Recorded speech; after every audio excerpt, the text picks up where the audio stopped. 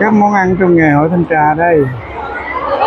Hội thi các món ăn trong ngày hội thanh trà là món lẩu cá lóc thanh trà, cơm chiên Dương Châu thanh trà,